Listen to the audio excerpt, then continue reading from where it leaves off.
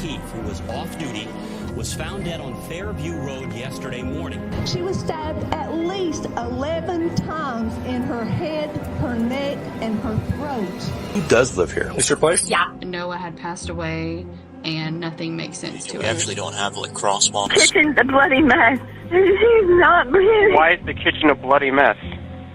I don't know. The 4chan post is a little hard to read if you don't speak doofus, so I'm gonna break it down for you. The 4-day party turned into something awful. There's been a major break in the Amber Spradlin murder cover-up.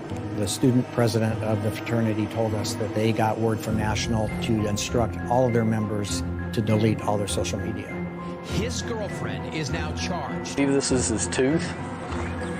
Right here. His pants were folded up. And we know who spearheaded this cover-up. You all know. I just thought that there was a lot of acting happening. This was my client's boyfriend, somebody with whom she was in love. Stabbed him lightly in the back just to get him off of me. That she had to remember the bad times. And his body was here. You've never been in a fight? No. Is that what's happening? Are you crying right now? Do you know what tears look like? Karen Reed was a whack job cunt. Right? Yes. That something happened at the party that he was attending the night before. If you have anything that you want to tell us, cry on demand. People know and they need to speak up. Falling from a moving vehicle as a pedestrian, maybe being pushed out. It could also arise from an attack. I will fuck you up. I will beat your ass. Laying on his side. Stabbed her. Just had his eyes closed, you know. I saw her lifeless body. 2:42 a.m. and 2:44 a.m. That's a cop killer right there. John's dead. Top of his hair was scraped off his head. And she said, Google hypothermia, Google how long it takes to die in the cold. It's easy to pass a polygraph. I hit him. Oh my God, I hit him. Said, if you want to talk about it, I'll talk about it. Constant phone calls. Seriously, what do you want with me? Did you ever say I hit him? I did not. I said I hit him It was several times. because he's dead. Somebody had to have known something. Somebody had to have told a friend that they know. Karen, we saw you outside of my sister's. It's been the hardest time of my life. We couldn't leave the house without people taking pictures of us. Just like a lot of harassment. I know it has to be eating them up inside.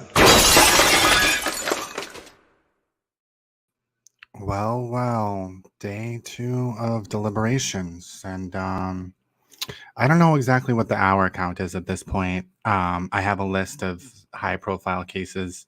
I think the first day, I don't know if anyone in here knows, but I would assume today counts as 8 hours, maybe. And then yesterday counts as maybe 4. I don't know if that's right, but maybe somebody knows exactly what the hour count is, because that's what you really want to look at. And I have a list of other cases to look at. But this is what happened today. Excuse me? This is funny, Ms. Reed? All right, we're done. That body wasn't hit by my car. Alan, what did you think about Brian Albert, Colin Albert, Jen McCabe showing up to court today with the O'Keefe? No, I think it's a joke. I think they were doing it just for some sort of intimidation factor, probably for the jurors. It just plays into their countenance as bullies. They wanted to make a statement to that jury to say, we don't believe a single goddamn thing the defense said. It's not right. It's horrible. This verdict slip, as submitted to the jury, is exactly how it always is in Massachusetts. She didn't do it. I don't really care how it always is in Massachusetts. I care about whether or not it's appropriate. It's appropriate. Different things. It's appropriate. We're going to have a verdict tomorrow, and we are going to have a not guilty verdict. Okay. Anything else you want to say, Mr. Jackson? I'd like an answer from the court. How do they decide that she's not guilty of involuntary manslaughter on that verdict? You see, you're the only thing standing between Karen Reed and the tyranny of injustice. There is no conspiracy. There is no cover-up. There is no evidence of any of that.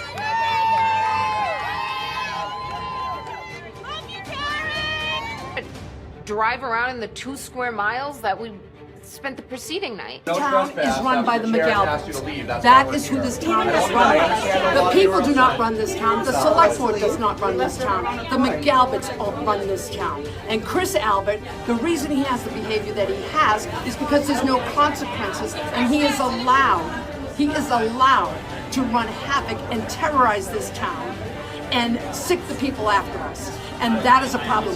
This is domestic terrorism. I hit him. I hit him. I hit him. I hit him. I said I hit him. It was preceded by a pervert and proceeded by a Loser. Itself. If they come back guilty on, for instance, involuntary manslaughter, that's immediately appealable.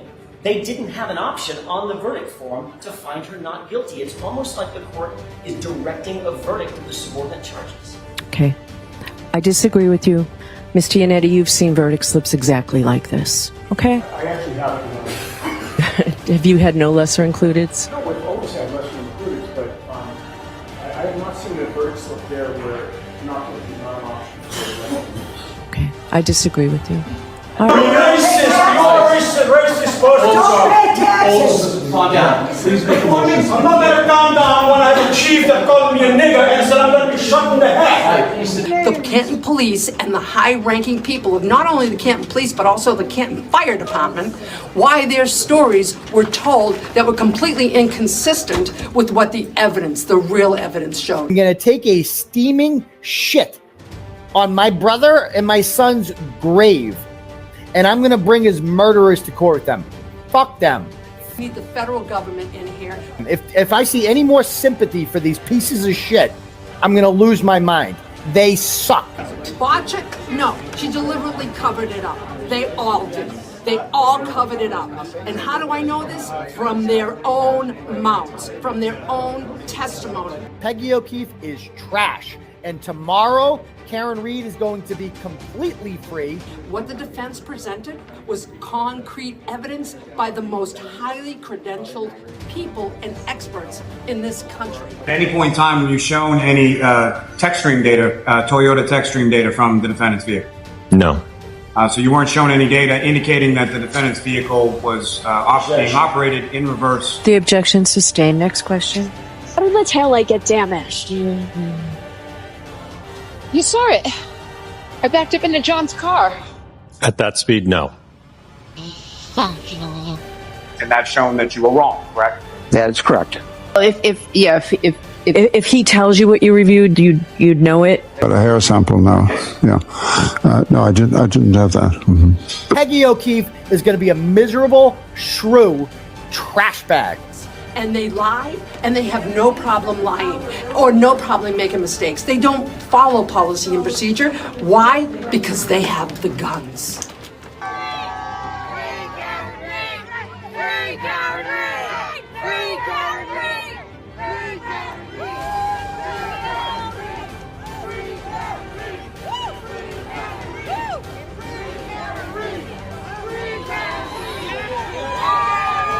She didn't do it. I tried to save his life. I tried to save his life at 6 in the morning. I was covered in his blood. I was the only one trying to save his life. Why'd you admit to it? She didn't admit to it. Oh Lord, these people are insane. I don't even understand. I'm lost. I don't understand.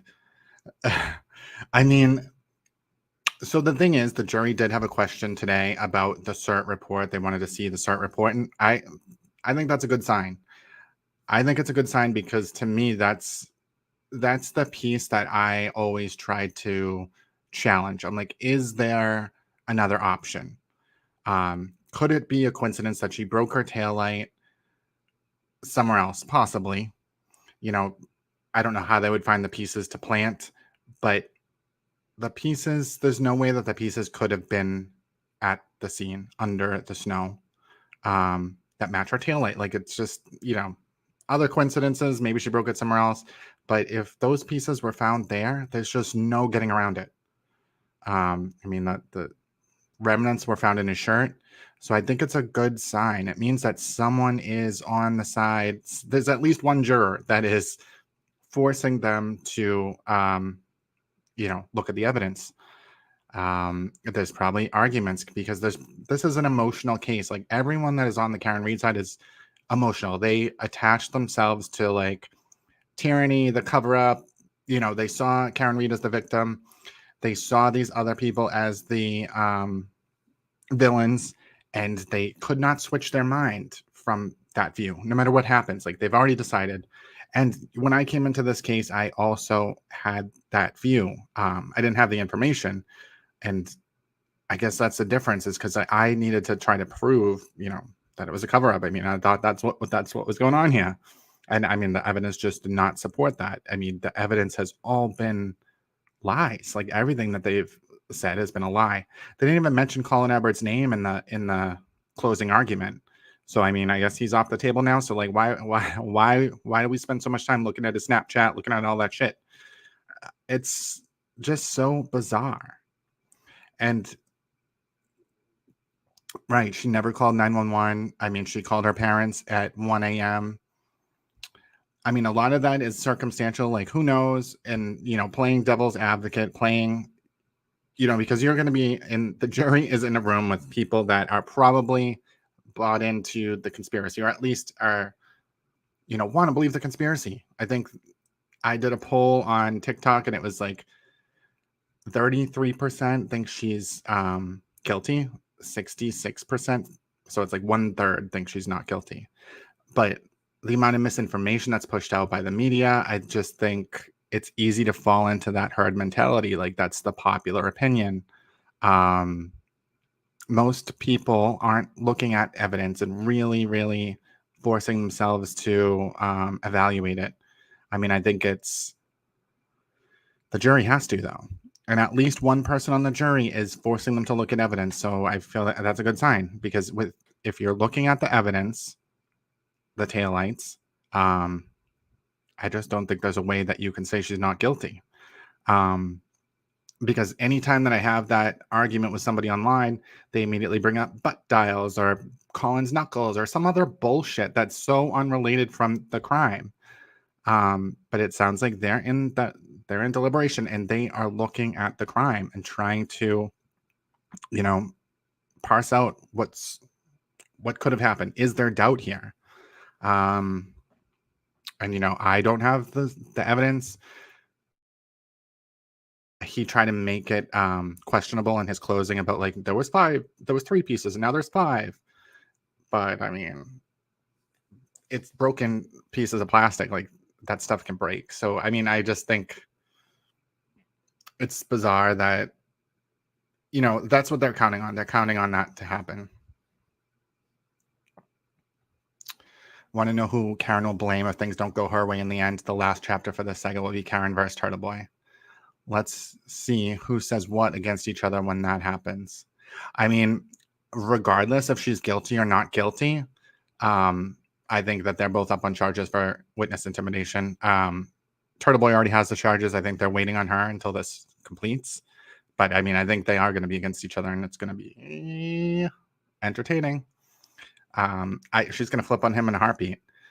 He's probably gotten some offers, some plea deals to flip on her, and it sounds like he hasn't taken it. I mean, I think you should consider it. I mean, she is going to bury him if she gets the chance. Look at her. She has no loyalty to anybody.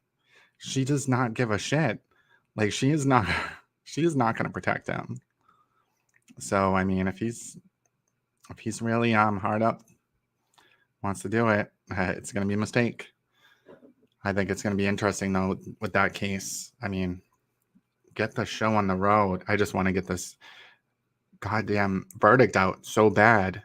I'm losing sleep over it. I just think, I don't know. And it's like, I just want it to be over. Like, this is stressful. Like, everything about this trial has been stressful.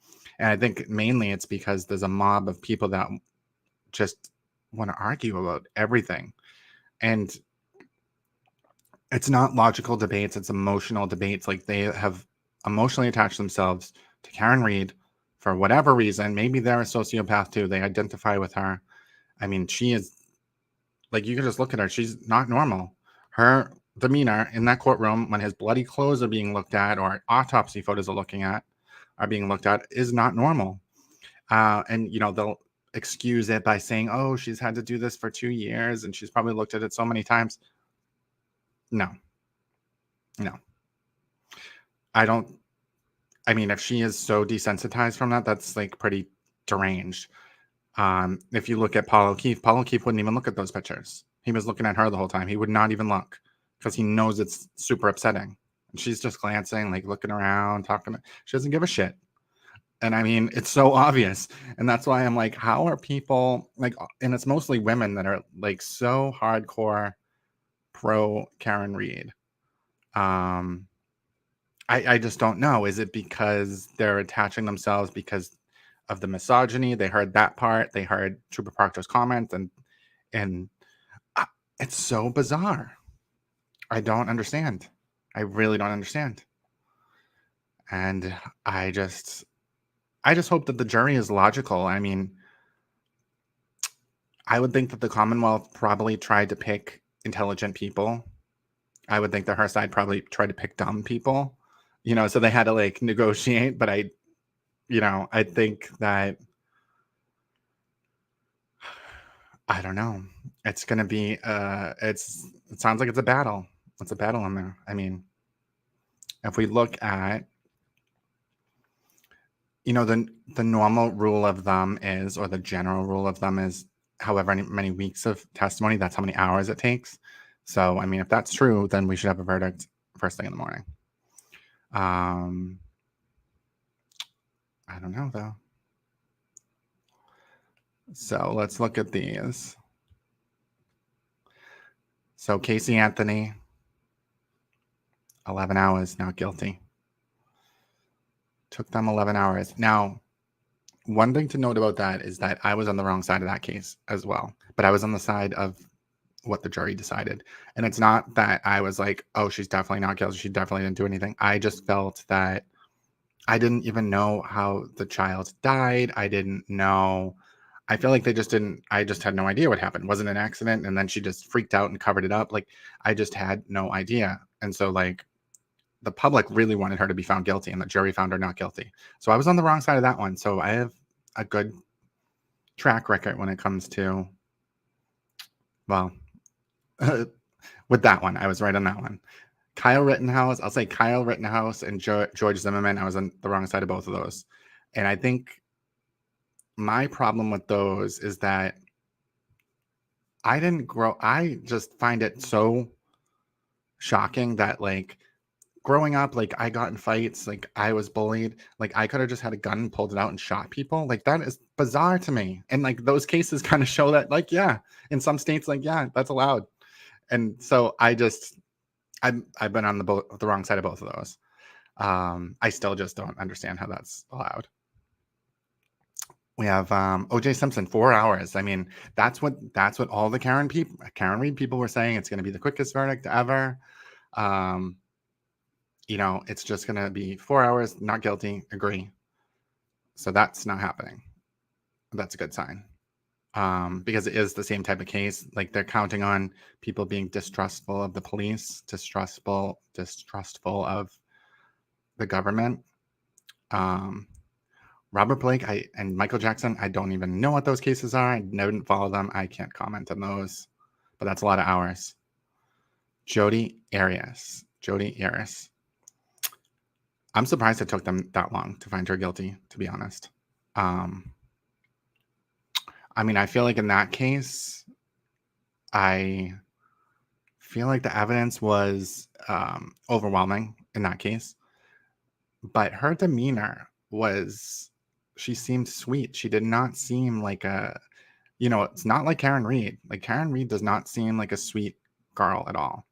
And Jodi Arias, I think she testified for like weeks or something. That was a long time since I didn't actually watch that whole case either. But it's interesting. Alex Murdaugh, that's a super quick verdict for guilty. I mean, I kind of paid attention to that case, in that one, I kind of felt like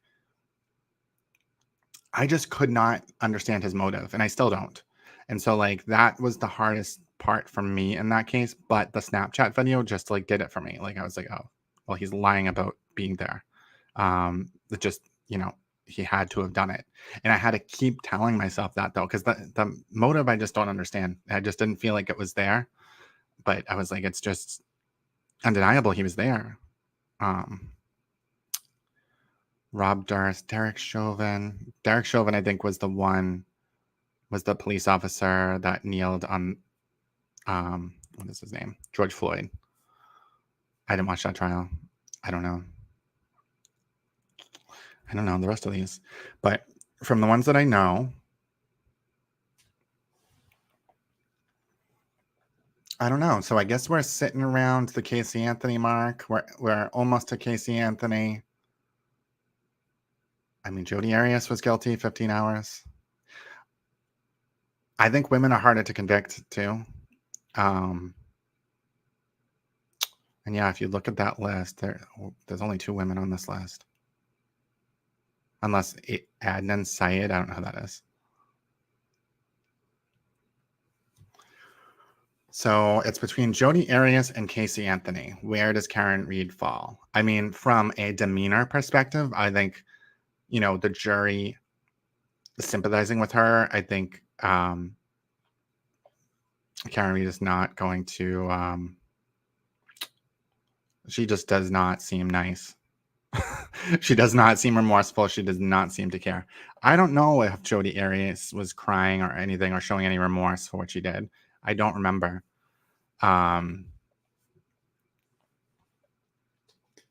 It's interesting, though. I don't know. I feel like tomorrow might be the day. Like, judging from this, because I think we're at 8.5 hours. And so she has a lot of support from women. And so, but I don't understand why. I really don't understand why. I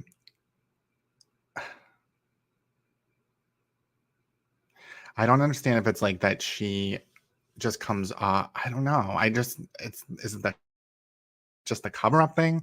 Like, that's, people are into that.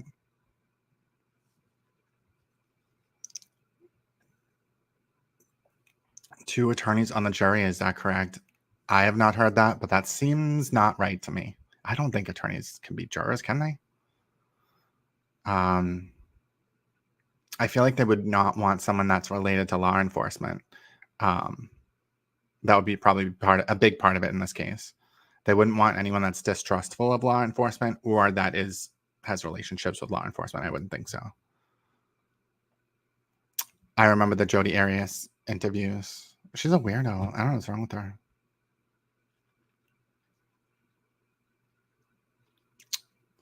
Yeah, and then, I mean, so I'm like, is she going to be... I feel like no matter what, though, she's still going to be in the spotlight because she is going to appeal immediately. Or she's going to be like the next Gypsy Rose, and she's going to be all in every single morning talk show talking about how she fought a corrupt police department. Oh my God. I can't. It's just so awful that like people that are literally just doing their jobs are being like implicated, because there really are cover-ups. There really is corrupt police departments, corrupt cops. There is stuff that needs to be addressed.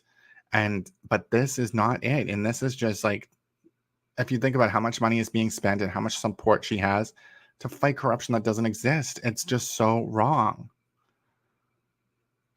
It's really unbelievable.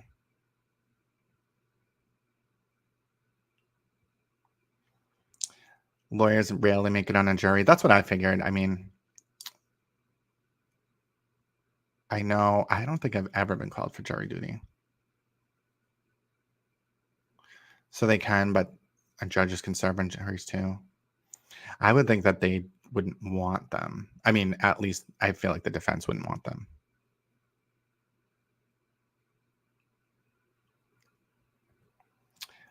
Turtle Boy is the reason women... All right, so that's a question I have too. Why do women like Turtle Boy? Isn't he like the most misogynistic person out there?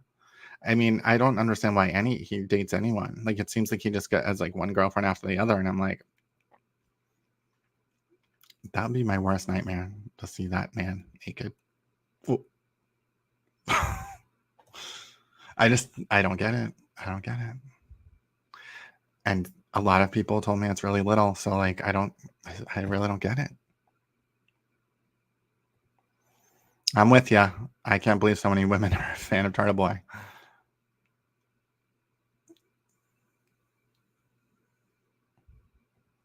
Really angry, pushy older women having they got grandkids to look after. They're Karens. I mean, this is a mob of Karens.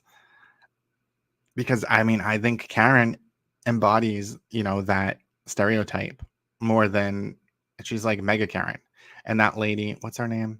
Rita. She's the Karen. She's probably like boss level Karen. Karen Reed is like probably like the runner up. But I mean, it's entitlement. It's just everything that we don't like in society, and like, but people are flocking to it. Yeah, I mean, that's something I don't understand, like how women would be okay with her just all the lying, like even on the calls, like saying, John, nobody knows where the fuck you are. Like, what do you mean? It's a blizzard and he was just in your car. You definitely know where he is. Like, he's not out in the blizzard somewhere roaming around with no jacket on. And so I just feel like she was already lying at that point. Like, she screamed, I hate you, into the phone. She knew she hit him, but I think she hadn't gotten back to the house yet. So she probably didn't see the back of her car yet. And so then she got in the house. We hear her butt dial when she's like walking on the floor. Because that's probably when she looked at the car and was like, oh shit, my car is like messed up. Who knows if there was blood on it? Like, who knows? Because there was pieces that they never found. So if there was blood on it, she might have picked them off. Like, who knows? But then her next call is saying, we don't know where you are. Nobody knows where you are, which she knew where he was. Like, I just feel like at that point she was, I don't think she thought he was like dead at that point, but I think she thought, I don't know. She knew something happened. And maybe she thought that he was going to get up. Maybe she thought the cops were going to come knocking on the door any minute to arrest her. And she was just like calling him, trying to like smooth it over.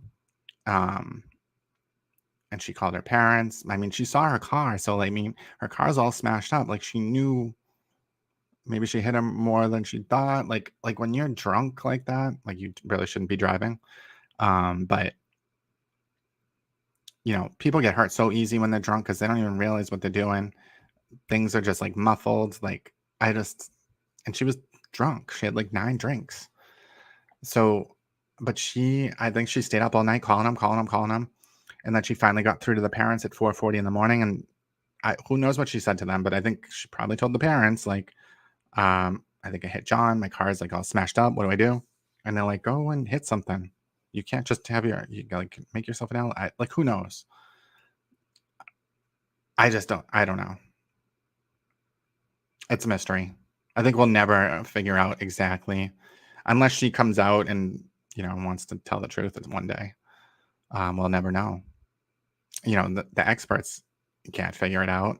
The defense's experts, though, they were such a joke because they didn't have the text stream. They didn't have all the facts. And it's just so odd to me that right before the trial, because their report didn't come out till like February. And originally, I think the trial was supposed to be in like March or February, somewhere around there. And so it's like they pulled this report, the feds pulled this report together so fast right before the trial so that they'd have something, and only gave them certain exculpatory evidence to, do some testing with. And so they're shooting the back of the car with glass and like doing all that work to find another theory of how the taillight could have broken. Instead of giving them the text stream data and saying, all right, she was speeding in reverse. Can you figure out like how he landed over here? Because I mean, shooting the car with the glass, like, I just don't understand. Like, if he threw the glass of the car, there's no way that it would have boomeranged and landed next to his body. So why would they even do that? And then they were like dropping like a pumpkin form on the car. I mean, they said a head form, but I just picture it's probably a pumpkin. And they said it would have been more damage than what it was. But it's like there's so many different angles and factors, and he could have been getting out of the way at the last minute, so it clipped him. He could have. There's just a lot of different factors. Like, I don't know how it broke. I don't know, but they kind of proved. That side was saying a human body couldn't break the taillight, and I mean, those experts pretty much proved that yeah, it could. They're saying that it would have been broken more, but it's like, what do you mean more? Because if he was hit dead on, yeah, it would be broken more. But if he was hit, completely sideswiped, maybe it wouldn't be broken at all. But if he was, somewhere in between, which I think that's where he was in between the full sideswipe and the full hit. That's where he was, and that's what they should have tested. But they didn't have that information, so they didn't test that. They just opined about a sideswipe. It's just so bizarre. I don't know why the feds interfered like that. If the feds didn't interfere, she literally would have no defense. Everything that they've been telling us for a year has been a lie. And so, like, they wouldn't have had text messages from the cops, text messages from any of the people. They wouldn't have had those experts. They would have just had their crazy experts, the ones that are like, and like, the thing is, with all of their experts, none of them had all the discovery. The doctor didn't know about the DNA, didn't know about the hair. He didn't know. I don't know if he knew about the dog DNA. I don't think he knew even about the dog DNA. And it's like, I'd be pissed if I was an expert and like something like that came up, because that just makes you look like, I just said those are dog bites. What are you guys doing to me? Like, it's just bizarre, because it's like you want your expert to. I mean, I guess it just shows that the defense is not looking for any kind of truth. I mean, come on. And then that lady, the dog bite lady, she just like didn't even look at the dog bites. She didn't even know what they swabbed. Like, she didn't even know. She said they sent the clothes to the lab. She had like no clue what the testing. She didn't even look at the report. She had already called them and said, I'm going to say they're dog bites before looking at anything.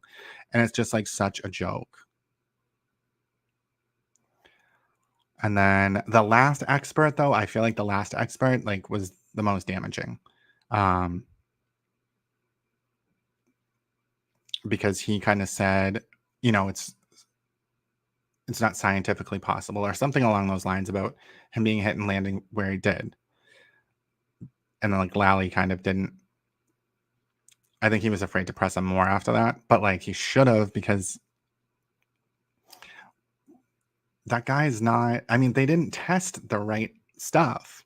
They didn't do the proper testing. They tested a full on hit, and like, they didn't even really test the side swipe. They just dismissed it because they said a side swipe just really wouldn't cause much damage. You're just going to fall right where the car is. But like, we know from where he landed that it was somewhere in between a full side swipe and a full dead on hit. We don't know how her car was even positioned. We're thinking it was going straight back down the street, but who knows? Because I think they did say that they saw like tire marks that were kind of like a swerve. So, I mean, who knows? I just feel like it just sucks that those experts were the last ones that came in. They didn't even have the proper information. It's just bullshit.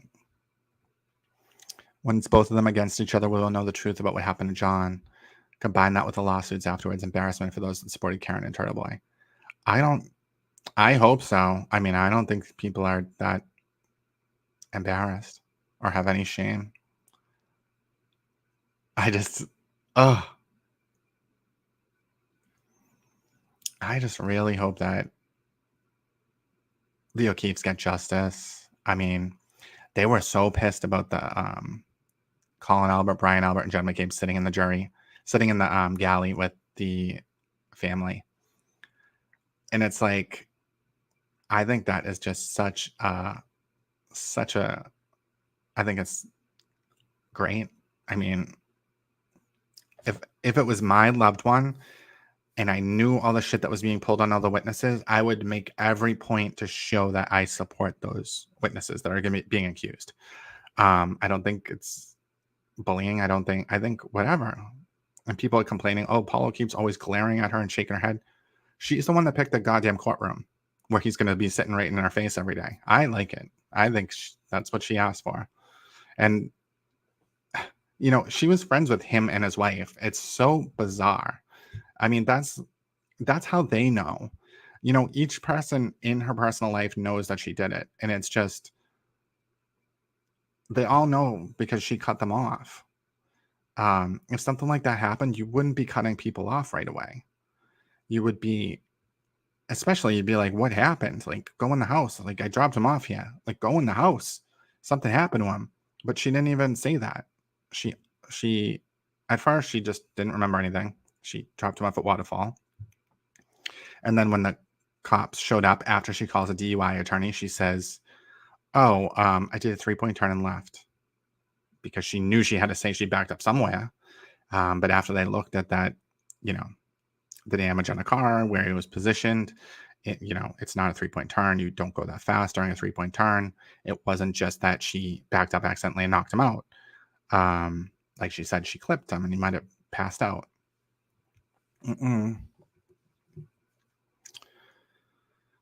So, I don't know. She has definitely played the victim card from day one. She's not a likable person, and I think that has a lot to do with why the jury didn't come back not guilty. I agree. I mean, I'm wondering, like, why. I don't know. She just has so much support, and like, I have a lot of family that supports her, and I'm just like, I don't know what's wrong with you people. Are you watching the trial? Like, are you just so biased that you can't objectively look at the facts? Because, like, what are we really saying here? We're saying that Brian Albert's son, who has anxiety, it was his birthday, so he invited people back to give him a murder surprise that night. And after they murdered the guy, they just put him on the front lawn and just hope for the best. And to their luck, Karen Reed didn't come in the house, because if she did, they would have had to murder her too. But luckily, she dropped him off. Luckily, she was mad. Luckily, she was calling him 53 times. And luckily, she hit something else, you know, her taillight fell off. I don't know. And then she came back in the morning saying, I hit him, I hit him, I hit him. Like, is that really what...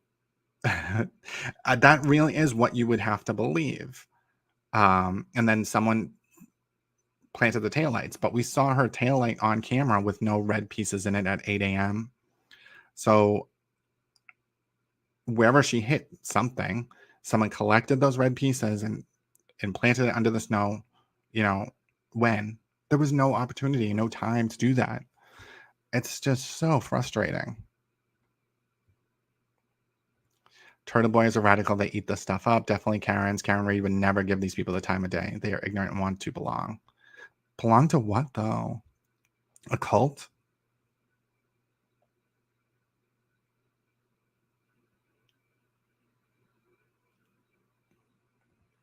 Can't women have a heart for John O'Keefe and the children that she blamed for ruining their relationship? See, that's the thing that I wish that Lally pushed. Instead of talking about the goddamn, she didn't take her shoes off. Like, that is so cringe. I'm sorry, but like, that is just so cringe. There is just so many other points that he should have brought up in his closing argument. Like, that just annoyed me to the extreme. I think he did a good job overall. I think his timeline was good, but the shoe thing, oh my God. I think he should have talked about the kids and the family and just about how, you know, they've been waiting so long to close this chapter, and it's turned into I don't know if you can say it, but I would have turned into a circus, and, you know, people are being harassed and they just want to move on with their lives.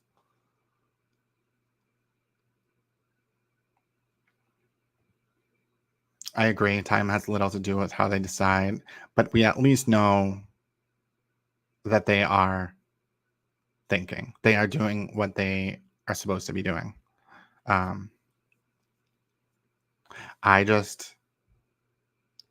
For me, I think it's positive. Because we're being told, and like, we're gaslit to believe that everyone's just thinks she's not guilty and she's going to come back not guilty right away. Most attorneys that are commenting on this are saying not guilty, not guilty, not guilty. And I'm just like, do they really think that, or are they just saying that because that's what's popular to say? So I really just don't have any idea at all.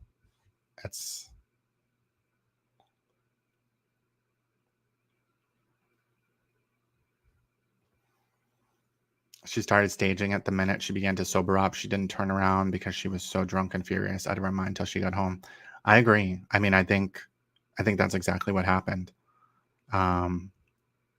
She knew she hit him, but she didn't realize probably.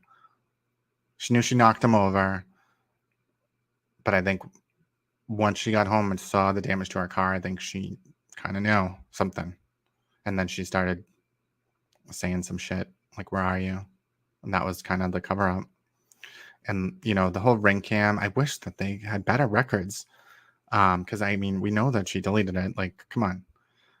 Like, do they really think the cops deleted it and then they left the one video of her, hitting his car? That's the one video that they didn't delete. Like, come on. It's, like, so ridiculous. And then her sister-in-law staring at the taillight the next morning. I mean, the whole family had to have known about it because none of them were looking at the taillight purposely, except for the sister-in-law. Like, he brushed all the snow off her car except for that one spot, like where the taillight was, to keep it covered. So that whole family knew. Everyone knew. Like, literally everyone knew. Like, every single one of her friends, like mutual friends with John O'Keefe, the family, they all knew. Her family knows. Like, they would have testified if there was anything that they could have said. They drove the car back to Dighton. They could have been like, actually, there was no damage. It was just a crack. They want to say that. They had that one officer from Dighton that said it was like just cracked, and they hang on that so bad because he said it was a crack. He said it was a crack. It wasn't broken all the way. We have the video from the dash cam. People might describe a crack as something different. That red jagged piece on the ends, that's the crack. A lot of people describe it different ways, but we can see no red pieces at 8 a.m. So it really doesn't matter. They want to hinge on that. They want to hinge on Ryan Nagel's testimony. And I thought it was interesting because it was the first time I ever even considered it. But Lally was saying when Ryan Nagel was passing by, the dome light in Karen Reed's car was on. And so he opines that John O'Keefe was getting out of the car at that point, or the door was open and he was getting out of the car, or maybe standing outside, I don't know, or getting out of the car. But I was like, oh, that does make sense, because it did happen in a really tight timeline. Like, it just happened so quick. I mean, whenever it was, they were fighting and he's like, I'm going in. And she was pissed, backed into him, and took off.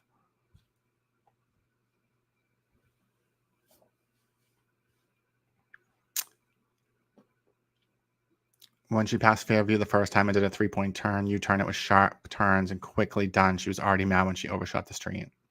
Yeah, I think definitely they were already fighting. That's why they missed it. That's why they kept missing it, because she was driving. And who knows what they were fighting about. But I mean, her comments don't even make any sense. Like, the way that she was fighting with that girl in Aruba does not make sense. It's really bizarre. And then her comments with, like, calling him a pervert, like, that's just, like, so weird. Like, that's not the right word. Does he mean, I don't know, pervert? Like, maybe she just uses that word incorrectly. But, like, that's not really something that you call, like, if you think he's cheating, like, pervert. Like, I don't know, unless she's just trying to cover it up, and that's what she was going to say. That I have no idea what's going on in her head, but it's not pretty. Whatever's going on in her head is not pretty.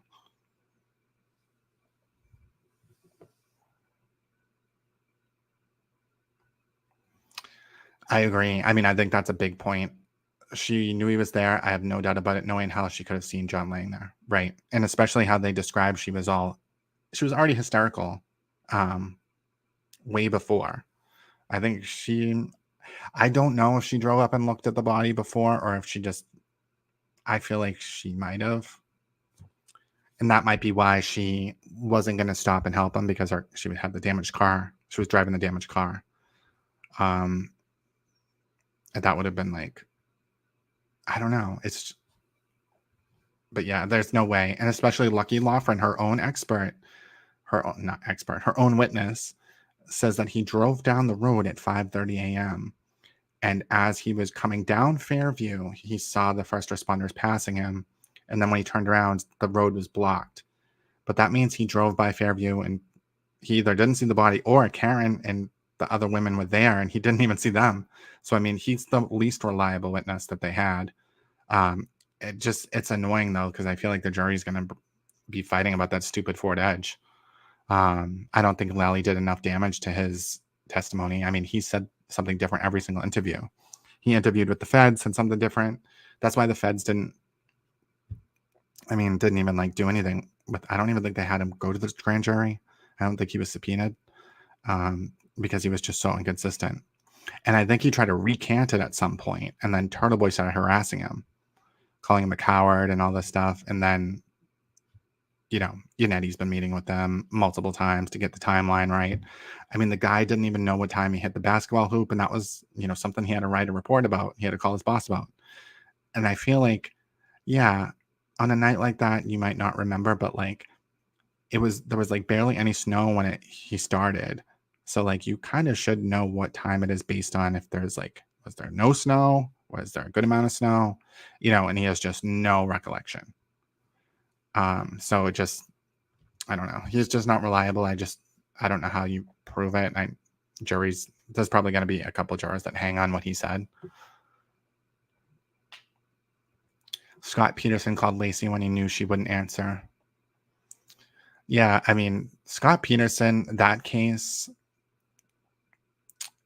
from a reasonable doubt perspective, like, that's why you really don't know what's going to, like, I don't know. I wasn't following, and I don't think Scott Peterson's trial was televised.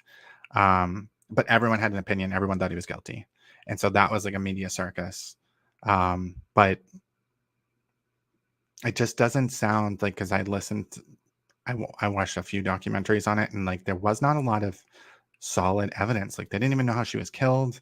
And it was just like, he would have had to have killed her. Like, they don't even know when he killed her. They didn't find any evidence, DNA evidence or anything. He went to like his work, and she would have had to have been in his car, just chilling, dead. And then he like picked up some stuff. I think he got his boat or something. And then like in broad daylight, like took her on the boat and then jumped her off the side of the boat. Like, I just feel like that was like hard to, I don't know. Like, I feel like in this case, there's just a lot of evidence compared to that. But he's also a man. I think there's very different standards. Not different standards. Well, yeah, there's definitely different standards. Because if Karen Read was a man that killed his girlfriend like this, there would be no support whatsoever. Absolutely none.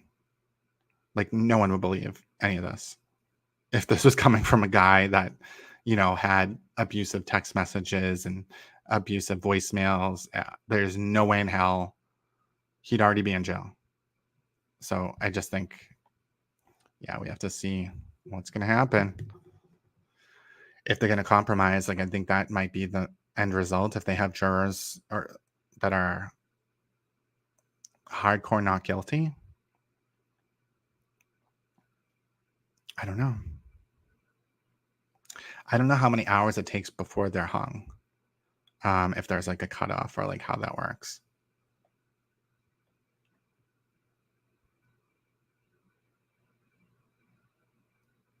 Yeah, Karen Read and the media circus is just so ridiculous.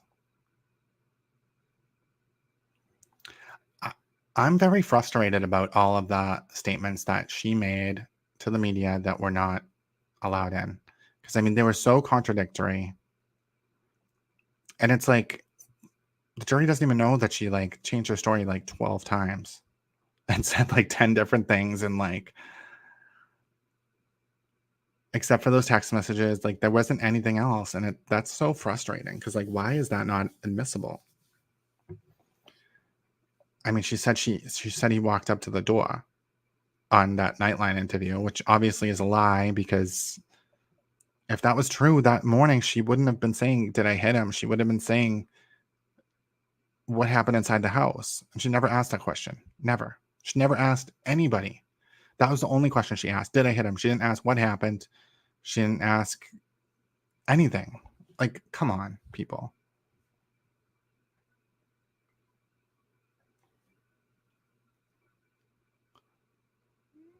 I agree. I thought the defense witnesses would be better. I think the 2 FBI witnesses were good, but I mean, they didn't have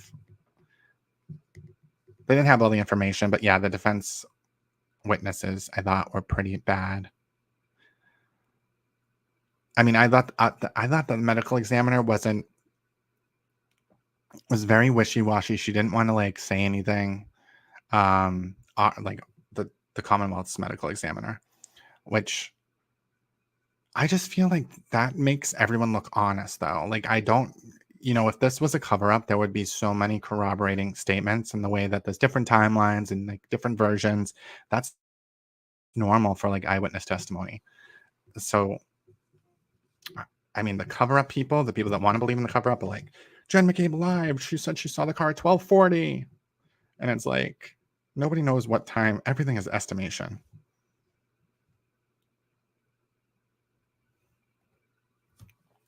Those are cherry picks. Someone mentioned some other trials that were much longer deliberations leading to guilty. So what? Well, that's good.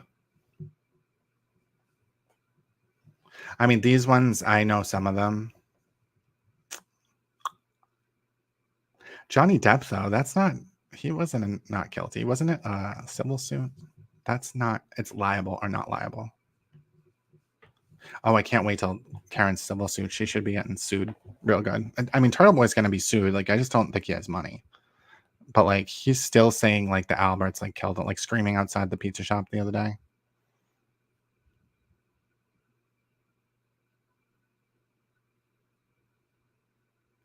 Yeah, and they picked a small courtroom thinking it would work for them. Epic fail.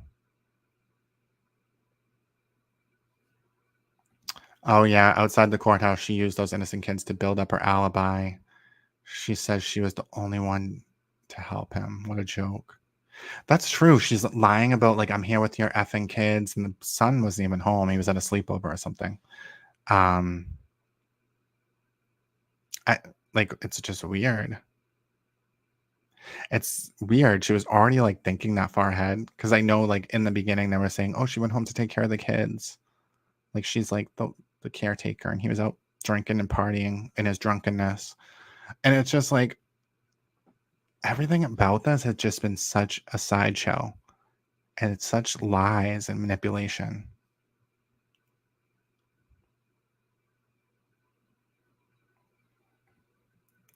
I care too much. I may as well be part of John's family. I've been obsessed because Karen Reed has taken no accountability and has blamed and hurt so many. I do believe she will get a guilty charge. I hope so. I mean, and I know what you mean. And I think that from my perspective, I saw Jen McCabe and Colin as like the villains for a very brief period of time, and Karen is the victim. And even when I was like, and I think it was just like reading all the corroborating statements from the niece and Kerry Roberts, and I was like, oh shit, this is Jen McCabe didn't like orchestrate this whole thing. Like, there's just no way. And all the paramedics, and I was just like, holy shit. And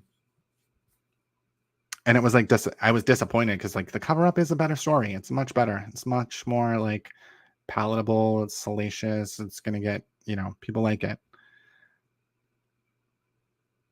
And like once I realized, I was like, just wanted to advocate for them, because I'm just like, and it was way in the beginning too, before it picked up. And I think it was when I saw the first time that all the creeps showed up at court, I was just like, oh, I just wanted to know. I was just opposite side, because at first I was like compassionate towards Karen, and I was just kind of like, oh well, she was probably drunk and hit him, and what an awful thing. And I didn't see it as a cover. Like, I knew the cover up wasn't true at that point, but I was still like not fully registering what she was doing. But once I saw the creeps at the court and Turtle Boy with the megaphone and all that, I was like, no. And ever since then, I've been invested just because like the misinformation campaign and like, how are you going to get like all these people that know nothing to harass innocent people? Like, it's just so messed up. Many murderers call and leave voicemails on their victims' phones. Interesting. I did not know that. That's creepy. Why didn't Gretchen Voss testify? Did the judge not allow a Nightline interview? It was so damning. So I'm not sure. I'm not sure if like because I have a feeling that it was getting dragged out for so long that the judge was like, you need to cut down your witnesses.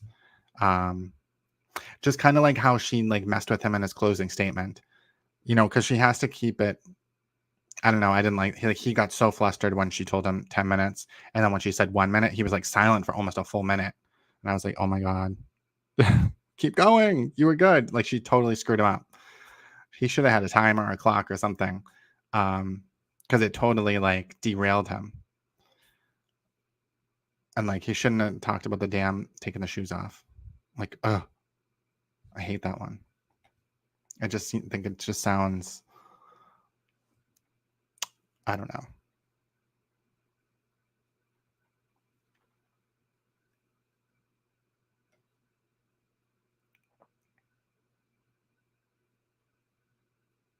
The voicemail was because she told people she left him at the bar. Less he must be cheating on her. What a psycho.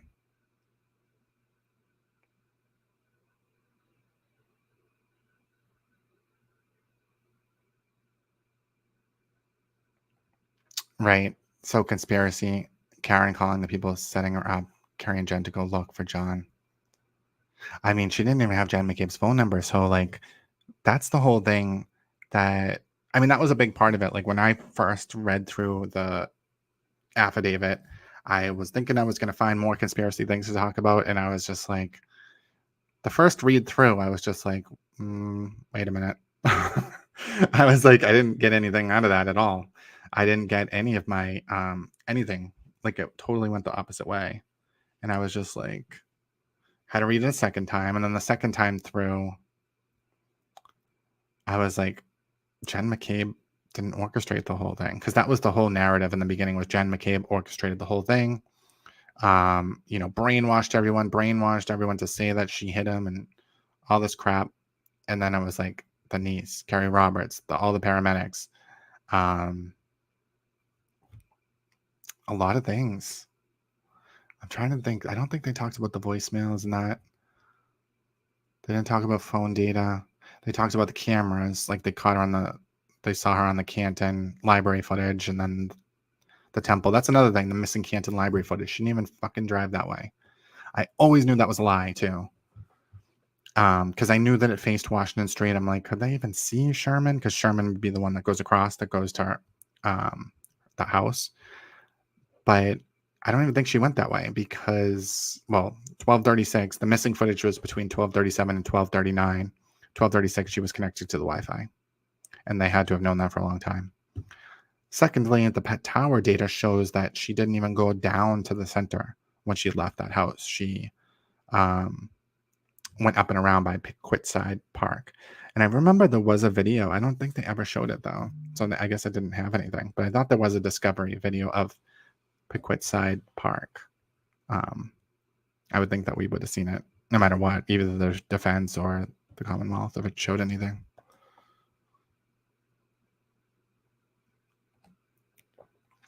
She knew he was there, but needed witnesses with her when she found him. Yeah, I think that's what it was, too. I mean, I think she didn't want her car there. I think she wanted to just stumble upon him, not like go back to exactly where he was. But I mean, her biggest mistake, I think, was having two people with her. If she just had Jen McCabe, then, maybe the conspiracy would have worked. I mean, it still kind of worked. But I mean, Carrie Roberts totally corroborated everything that Jen McCabe said, and I was just like, like, what a nightmare. What a freaking nightmare Jen McCabe has had to deal with. I mean, I feel so bad for her. Like, people really hate her too, and it's just like, actually, are you paying attention at all? Like, she just woke up. She's caught off guard. She doesn't know what's going on. Like, she's the one that kind of put it together. But I mean, in that situation, I don't think that's abnormal. I think anyone would have, because I mean, you just found someone dead in the snow, like your friend, like in the shock of everything. Like, you're just in what's going on. Karen's acting crazy. You're trying to calm her down. Cops are asking you stuff. There's cops everywhere. It's freezing out. It's a blizzard. You know, there's just a lot going on. So like, I think that, yeah, you're going to start thinking like, what, like, how did he get there? And then, you know, thinking back about the taillight and all the stuff that she was saying.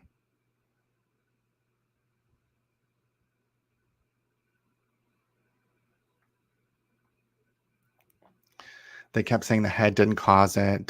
We know it wasn't his head, and that the head injury most likely from the fall. Yeah, that's the thing. It really is frustrating.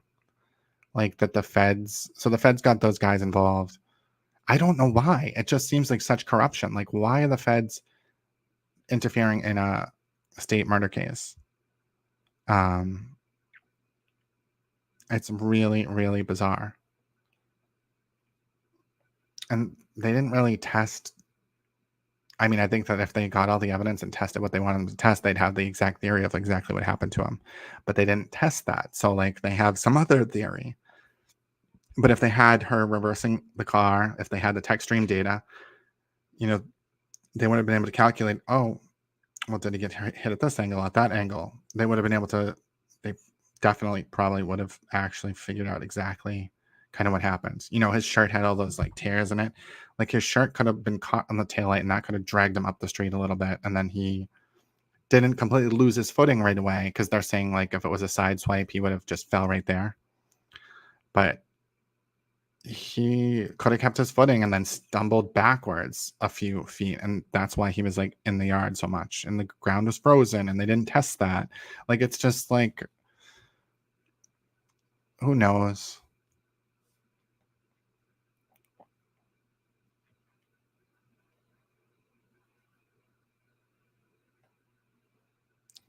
I was thinking that too. Proctor was right about the Emmy. She is a nut. I was thinking that too. I was like, she is a whack job. Now I understand like why. Because she really did not want to say anything. It's like, it was frustrating. It's like, come on. You can have a little bit of an opinion. Like, she's just telling us like textbook, like, oh, blunt force trauma can come from a hammer. It can come from this. It can come from a fall. It can come from a car accident. Like, all right, you know, we don't need a textbook. We are trying to like figure out like what happened to this guy.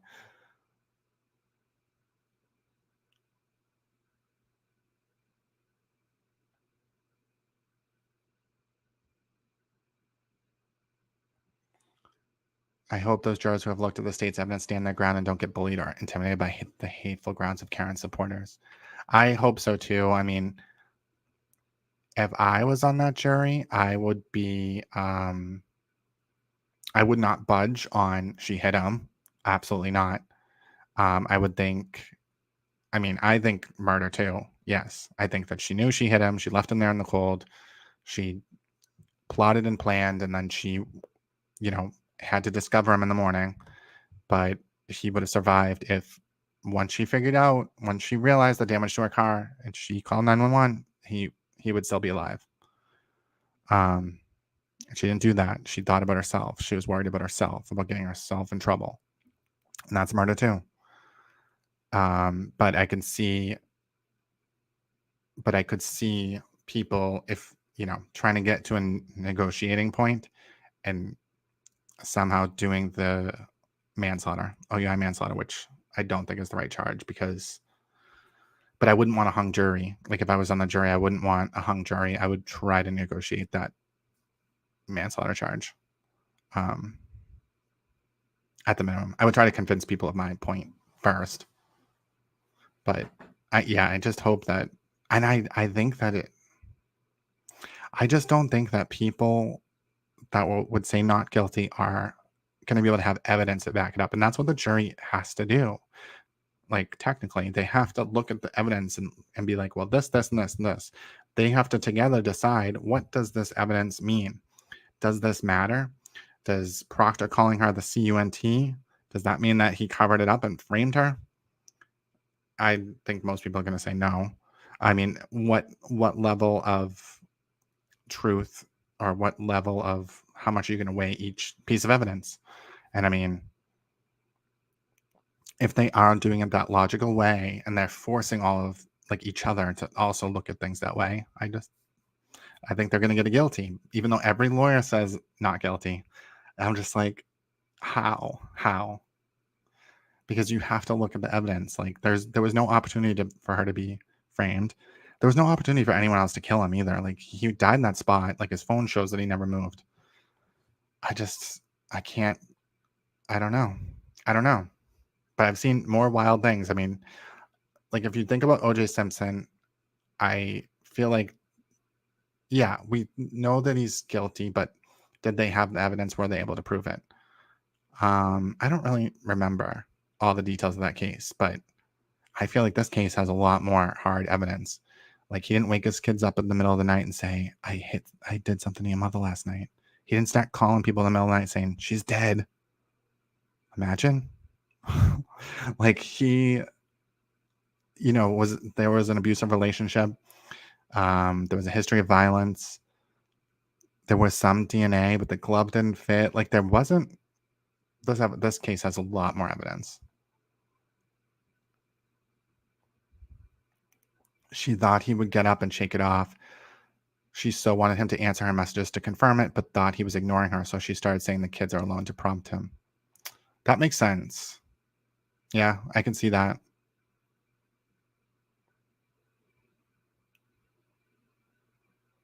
Yeah, she was like hoping that he was going to get up, but he didn't. And at that point, she should have either driven back over there, called 911, something. I mean, she probably did. Like, she probably thought someone heard. She probably thought the cops were coming. She probably didn't think he was just laying there at first. But I mean, by 4:40, she knew that he was just laying there. I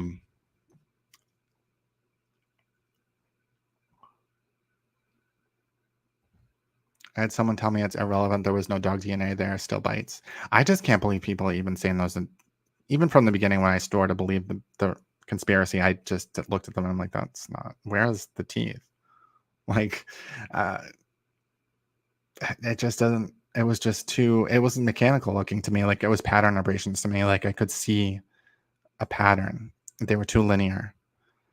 I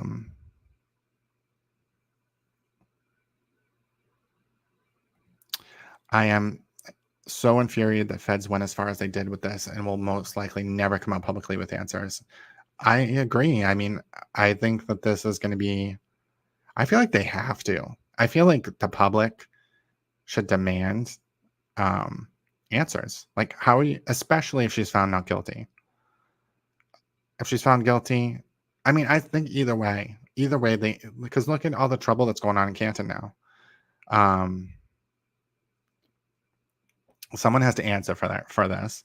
Like, all this like drama that's caused, and like Turtle Boy and Karen Reed are like the perfect storm together to create all this like distrust, and then the feds. Like, what is going on with the feds?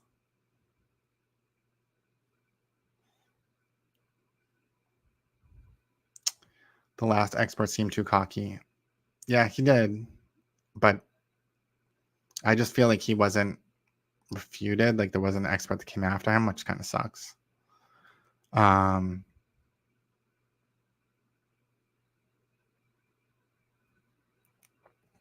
Karen is loving the attention. She has been raking in the dough while playing that victim card. I know. I mean, I feel like she thinks, and she's like, how is she even laughing at this point? Like, I would be so stressed out. I wouldn't be like, oh, the judge is doing this and like making faces at my family. Like, I just don't, she thinks she's getting off. Like, she does not seem to be, I don't know. I feel like there's something up their sleeve where if she gets found guilty, they're going to do something else. So she still doesn't have to go to jail. I don't know if that's even a possibility, but I just feel like she just seems so cocky right now. It's just bizarre. Like there's something else. Yes, I did see that. I did have that on the video. She is a new member though. And I think it's probably because everyone's like sweating her husband and, she's like, he's mine. Who knows? But I think she joined like 2 days ago. But still. But they could have been secret supporters in the background. But I mean, if I was an expert though, like he kind of seemed upset that he didn't have all the information. Like I would be upset if I was like, and then they're like, oh, did you know this?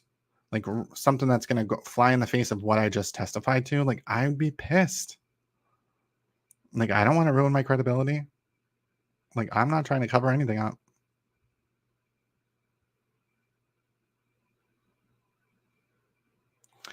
I mean, I think everything that I've been seeing is like Trooper Paul has no education, and I'm just like, shut the hell up. From the beginning, like his and whatever measurements, all that velocity calculations, he's an accident reconstructionist. He does it all the time.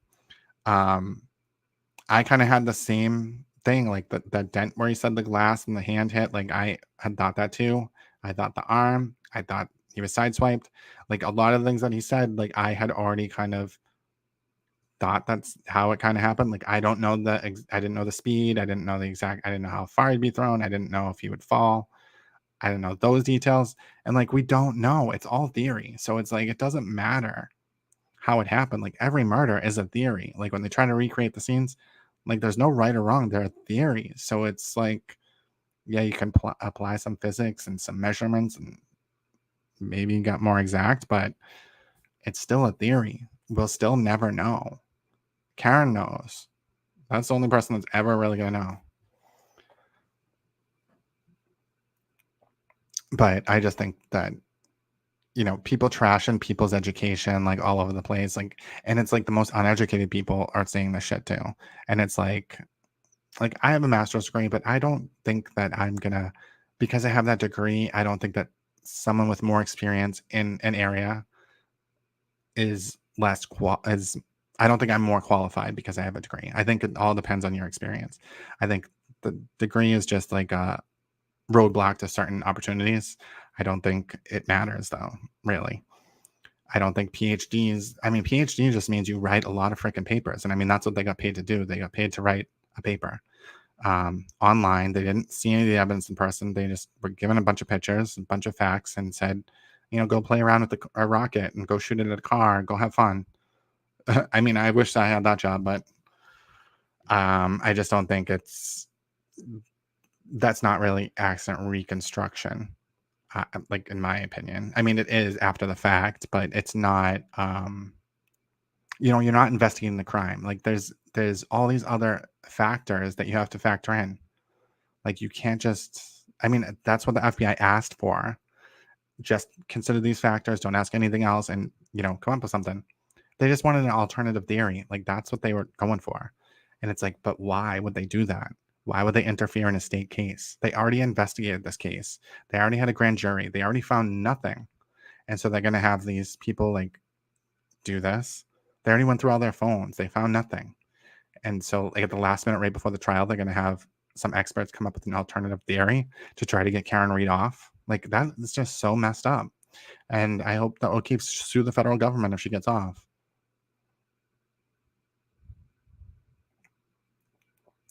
Do not cape from fear. I mean, I hope so too. I mean, if I was ever on a jury, I just think that people take it seriously. And I mean, I think they try to weed people out that aren't going to. And,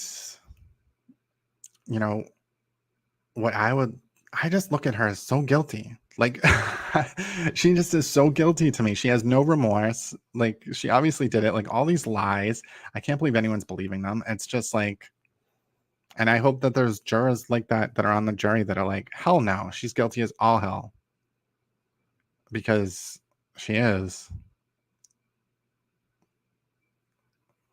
And I mean, that the car data, the text stream, I thought the defense was going to have someone trying to refute the text stream data. I thought that they did have somebody, but they didn't. That's just weird. They didn't want to bring it up. Just kind of like how they didn't want to like cross-examine Carrie Roberts. They didn't want to, say anything to certain people.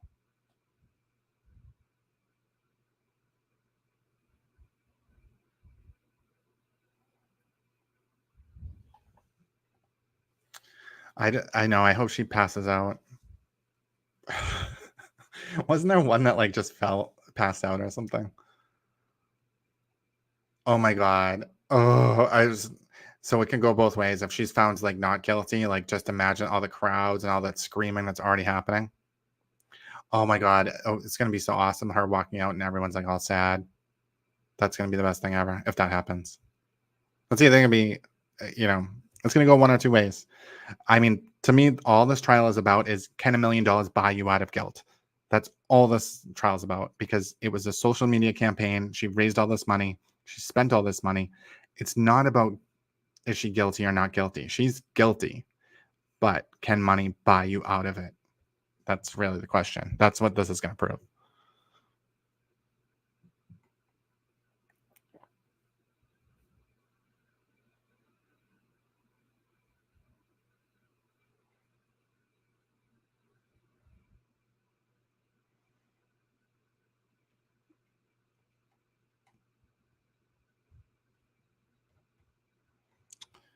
I know. I just wish that they. So I think like Lally, overall, I just think that he has a very hard job, because Alan Jackson and Unity are very good attorneys. They're very like well spoken. They are good storytellers, and that's what attorneys really. That's what their strong point is. Like, or good attorneys, that's what they can do. They can hold a room. They can tell a story. They can keep you engaged. Lally, I did a good job. I think he did a much better job in his closing than in his opening. But he is up against like the best of the best. And I mean, I think he did what he could do. I mean, I think that they probably should have had someone helping him. I think he should have had another lawyer. Just to be able to, there's just a lot to do. That's a lot for one person to do. Like, they had like 3 lawyers, and Karen Reed was heavily involved. So it was really like 4 people, prepping, looking through all this stuff. And like, he had to constantly be ready. And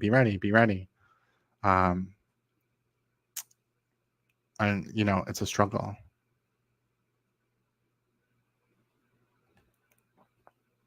I agree. I think he's done a good job. I mean, I think, there's just certain things that are hard.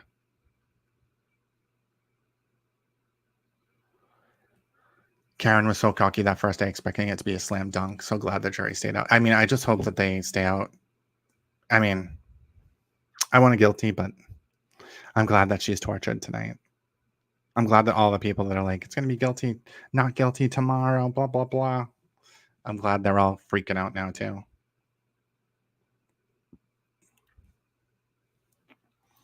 What's the shoe thing?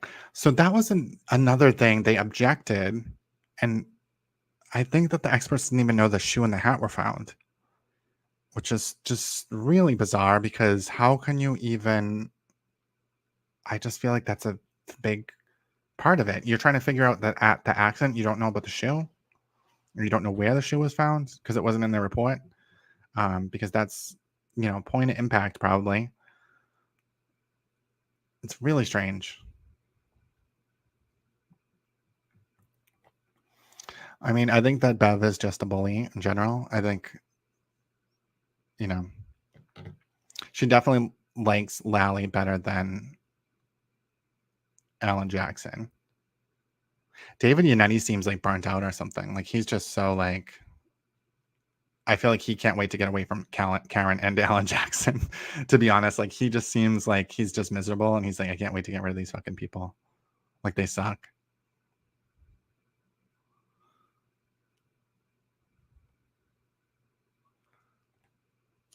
Oh, I know. That would be, I mean, they're just going to say that it's corruption and cover up if she's found guilty. They're going to say they're already saying Bev is biased against her, which I don't think is true. I mean, that team has put everyone through a lot of shit. I mean, maybe it's normal, but like, I just feel like Alan Jackson's just such an asshole.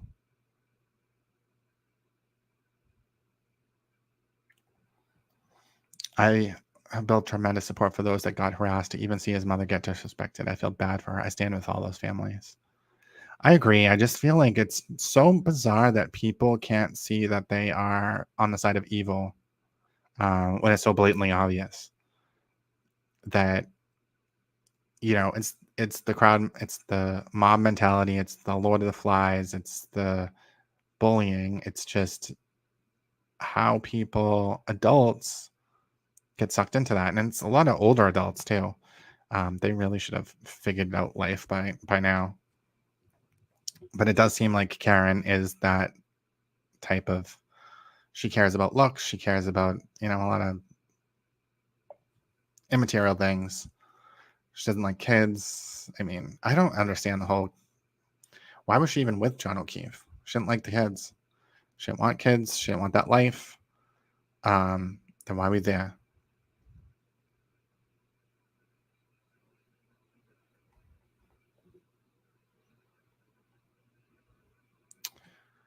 Yep, many people lose a shoe like John O'Keefe. I mean, that's a dead giveaway that he had one shoe on. I mean, the people saying, like the conspiracy people saying, it's because the shoe was in the house. Like, that is just the stupidest thing. If they were going to dump the body on the lawn, they would have fucking put a shoe out there. They even talked about how Nicole Albert was like such a neat freak that night she's like just running around the house, cleaning up the counters. Like, you know, so that's how she socializes. She runs around and cleans everything up. So it's like, we know that about her. They weren't going to be missing a shoe inside the house. You know, like, they're not going to be missing his hat inside the house. Like, that was like a big claim that they used to say all the time.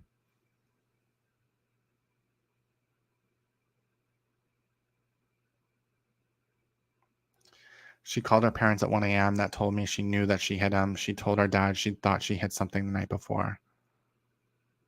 Yeah. I mean, yeah, because 1 a.m. at that point, so she got home. She left that first voicemail. It was 12:37.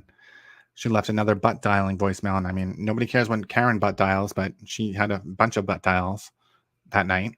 And we hear her walking on the floor and it's all quiet. I mean, that's the point when she was probably looking at the goddamn taillight and like, you know, starting to realize, like, what am I going to do? Oh my God, like, what happened? Her dad didn't answer, and then they did answer at 4:04. And like, that's really interesting to me. Like, I think that's the first person she got through to was her family at 4:40. So like, what did she say to them? I mean, it definitely was, maybe it was similar to what she was saying to other people. Like, I could have hit him, and she was flipping out.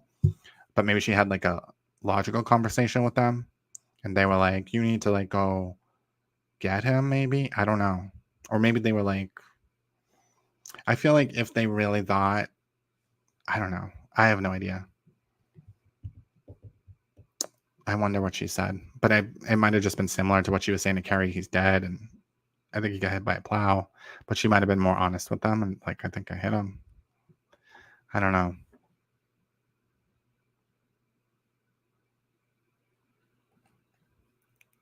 She didn't wear her shoes inside because she knew she wouldn't take heat for wearing them inside the house. She knew he was dead. I know what Lally's trying to get at with that, but I don't know. Because she was already like panicking. I just feel like I wouldn't have taken the time to point that out. I think there's a lot more. I would have talked about his family, just how they just never heard from her again, and that they've been looking for justice, and they've been tormented by like her media crew. I don't know if he's allowed to say that. He might be. I think you can say whatever you want because the other side, what were they said some crazy shit. What were they saying? I feel like they said stuff that was a lie. I can't remember what it was. And then when Lally started talking about, what was he talking about? When Karen started smirking, when he was talking about, oh, they brought her car back they towed her car at 4:15. I don't know. I don't remember what times he says, but she started smirking at Jackson. And I think it was something to do with the times. But that was like really odd behavior.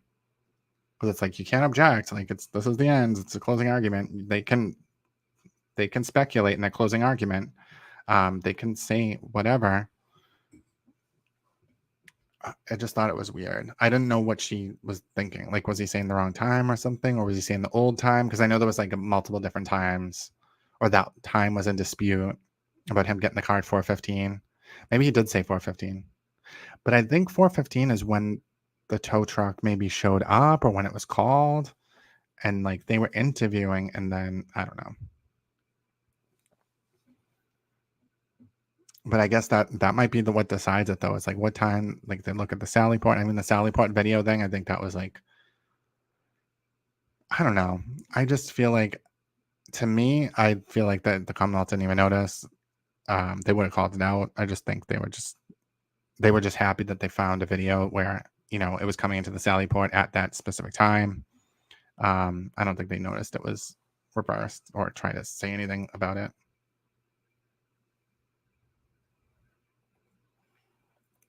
The SERT team question could go either way, but praying it's positive with CW. I mean, the results could go either way, but to me, it means that they want evidence or they're looking at the facts, at least. At least they're not like asking for like, I don't know, Ian Whiffin's report. I mean, I just feel like I just can't even believe that the how long to die in cold thing is still a thing, like that people think like Ian Whiffin writes the program, like it didn't happen at 2:45 or 2:27 or whatever time they're saying. No 40-year-old calls parents in the middle of the night because of a little fender bender. She knew she hit John. I agree. She hit him. She hit him. She hit him.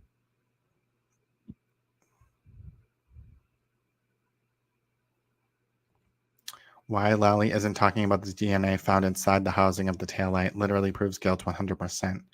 I thought he did bring that up. I can't remember. I thought he did, though. I think they're saying on the housing, but I mean, the housing of the taillight itself is not something that's exposed to the outside of, like, I think when it's fully in place, you don't touch the housing. So for him to have DNA on the housing, yeah. I agree. There's like a lot. I mean, they could say, I mean, they're saying like they should have found blood on the taillight, but at the same time they didn't find blood. But then they tried to say that those solo cups are like the blood that was found in the taillight, but there was no blood. There was no blood in the taillight. So I mean, it's kind of good in a way, I guess. But there wasn't. I mean, there was DNA, not blood.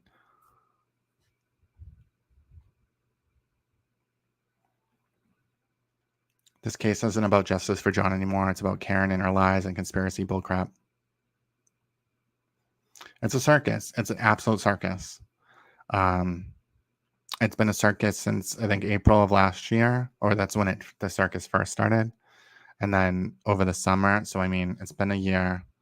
They're probably exhausted. I mean, I can't believe even like Turtle Boy being outside of the pizza shop, like yelling at Colin Albert on Sunday, telling him he's going to jail and all that. And people are just driving by like, Colin was in the house. Like, people just want to bully people. Like, it's weird. Like, I don't believe that anyone really thinks that he was inside the house. It's just like Turtle Boy said it so many times and people like the harassment or like harassing people. I just don't get it. I have never seen anything so deranged. It's extremely deranged. Yeah, I don't even know. I have no words.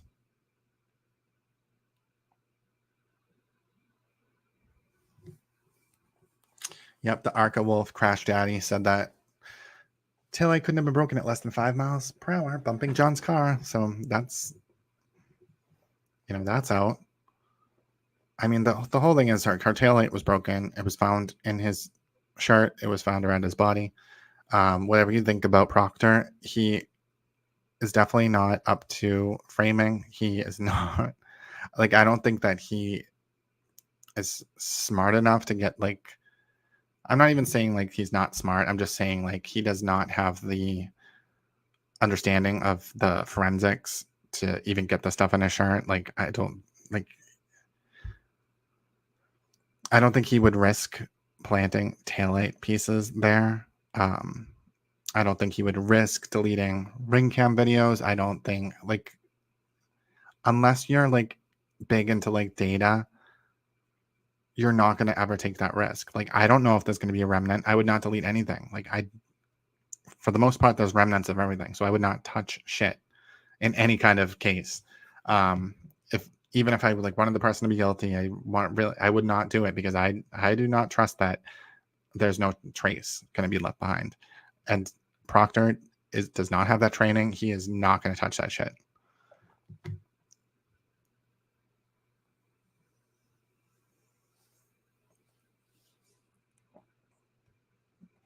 She was accusing him of cheating when she was the one who was doing the cheating and looking to line up a new man before she let him go.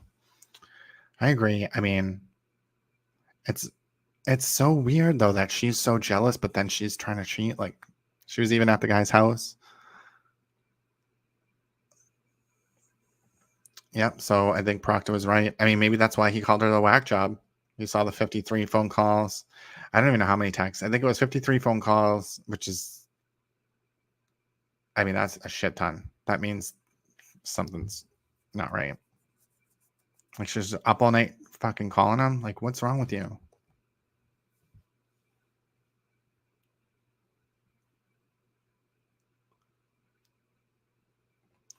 Yeah, she was gripping the steering wheel with both hands when the light was on. So, I mean, she was already getting ready to fucking take off.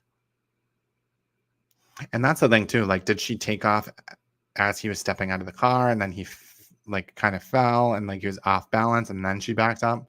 Because it does seem like she slammed it into reverse.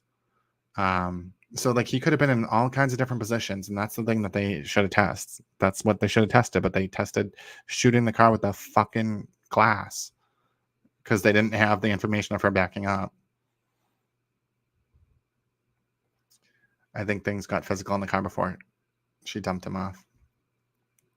It's definitely possible because there is that glass that doesn't, and I mean, I'd have to go back to like, I don't fully remember, but I know there's a piece of glass that matched another piece of glass that was on the ground, but it wasn't the drinking glass. And there's no glass in the taillight. So there was some other glass and she had another glass. So I'm just like, I don't know what else it could have been from. And it seems like it was just one small piece, but I'm like, could it just be like a piece of the glass, like the drinking glass or something?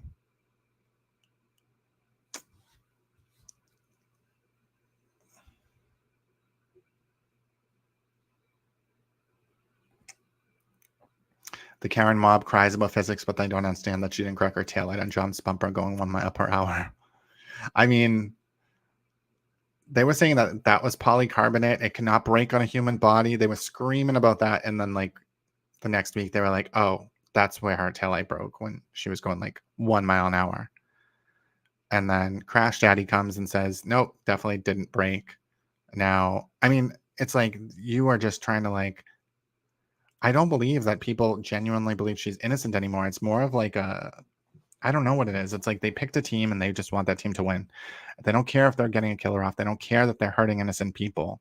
It's really sick.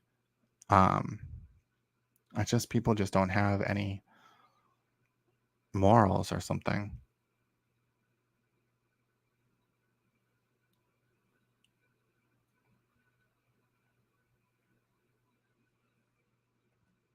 Not one person deserved to be harassed. Their lives are forever ruined. And that's why I felt those tears once one of the witnesses started crying. I agree. I mean, Allie McCabe, I don't even think she got that much of the harassment. And she was very affected by it because she saw her mother getting harassed. I think it was probably because she saw her mother getting harassed so much. Because I think Allie McCabe goes to school out of state. So I feel like she didn't directly get the harassment, but she saw what was happening to Colin and her mother. And I think that's traumatizing. Like they're going to have PTSD. I mean, just like think about like most people have been bullied at some point in their life, but this is like bullying to like the 100th degree. Being called a murderer, because there's not even like, you know, you can be called a lot of things, but being called a murderer, it's like everyone's gonna look at you funny. And they're still doing it to them. Like Turtle Boy was screaming it outside the pizza shop 2 days ago, which I don't understand how. Isn't Turtle Boy, doesn't he have like the restraining order or stay away order from them? Like I don't understand how he is allowed to be saying that shit.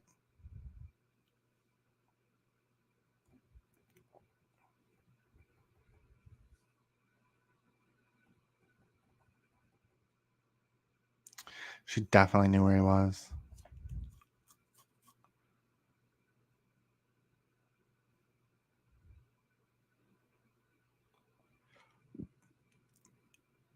Yeah, this case is just so unbelievable. I mean, we'll see what the outcome is, but I don't know.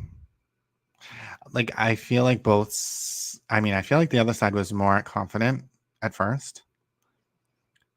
I mean, I just don't know because of how the public is reacting. And like which maybe I just feel like it does have some effect.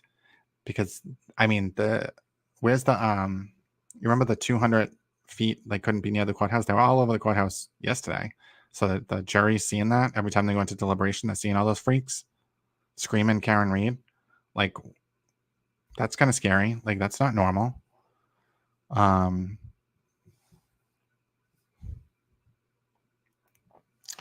I think so. The SERT team, I believe the first guy got there at like 4:45, 4:56, something like that, like right before 5 o'clock.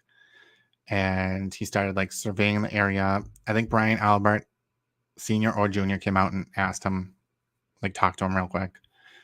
And then his team started showing up. His last team member showed up at 5:45, but I think they had already started, you know, finding stuff. And then the Sally port, I think it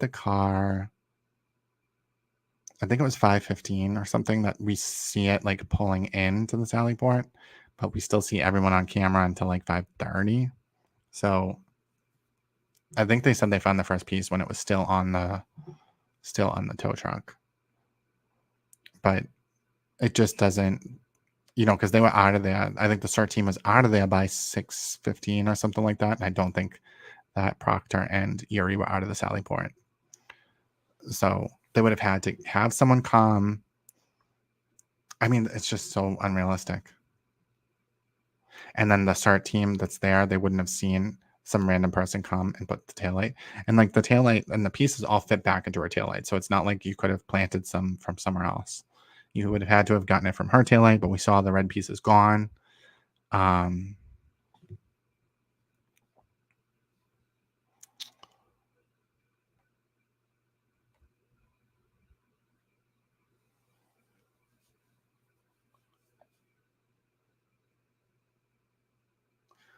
testimony from O'Hara from SERT team was powerful. The photos of the sneaker found wedged by the curb and taillight pieces found very close by. I feel like, I think it was around that. I don't know if it was that. I think when they found a shoe, I was like disturbed by that. I was like I don't know why, but it just made it like really real, and it was like very unsettling. Like it just made it very clear what happened. And like I already kind of knew, but like it just I think it was powerful too. And I think Karen's demeanor at that point was very disturbing to me. Like I felt like I was seeing his bloody clothes and stuff. I was very disturbed by that, and she didn't give a shit. She's joking around. Like she's just weird. Karen as a man would not have a cheering squad. No, I don't think she would have support at all if she was a man. It's very different. I've heard that she was physically, I mean, I don't know. I've heard that there's been issues, but I don't know. It's very hard to get men to come forward about that because it's embarrassing. Imagine, oh my God, that guy would be harassed to death if they did find a boyfriend that was going to testify and say she was abusive or something. The turtle people would be at his house every day for the rest of his life. Like, it's just like, I don't know, this whole trial and like the way that people are so interjecting themselves into harassing innocent people, it's just so sick.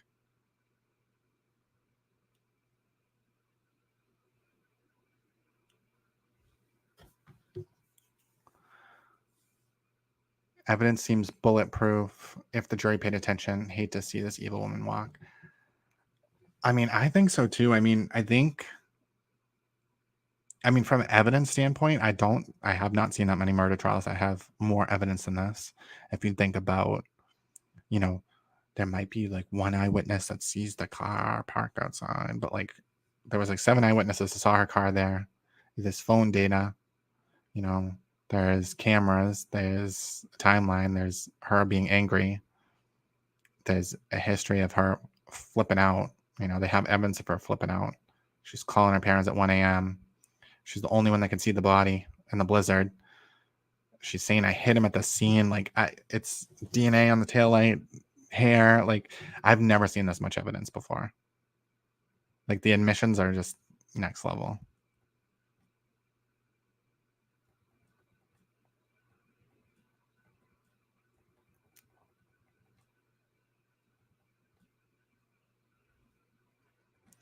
In his drunkenness, he didn't get out blaming the victim. So there was another case. I can't think of what her name is. What is his name? I showed it like a couple weeks ago. It was a kid from Massachusetts. His girlfriend stabbed him to death in the kitchen. They were drunk. They had a fight. And the next morning she called, like, I don't know what happened. There's blood all over the place. And she was acting. But what sealed her fate was that the neighbors had like a ring cam and they heard her on the videos telling him to get up, then fucking die. And he died. But it's very similar to this case in that they were drinking and that she waited till the morning to do anything about it when she could have saved him easily. And, lied a lot, changed her story a lot. She ended up, when she went to trial, she ended up saying like, oh, it was abusive. And she stabbed him in self-defense in the back. Yeah, she was found guilty. 2nd-degree murder, 20 and a half years or something. And I just feel like Karen deserves to go to prison for the rest of her life. She could have saved him. She could have done a lot of things. She didn't. She chose not to. Maybe it was alcohol. But I mean, that should have been her defense then. If it was alcohol, she should have just said, I was drunk. I didn't realize. She should have just told the truth. I hope she gets a really harsh sentence because she pulled all the shit.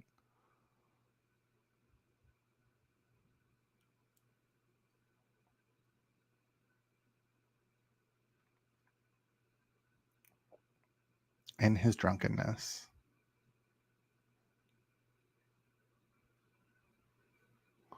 If she was poor and ugly in all other circumstances being the same, we wouldn't even be talking about it. She'd be in prison already. Definitely poor.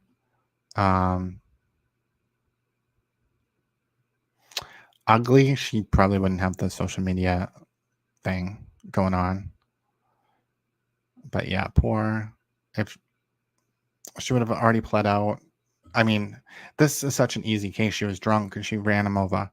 They were going to give her involuntary manslaughter 16 months. She should have taken it. I mean, because it was not involuntary. Clearly. So, I mean, that's the best deal she would have got. She would have been out of jail by now. But instead, she wanted to attack like literally every single person in her life and say they were lying.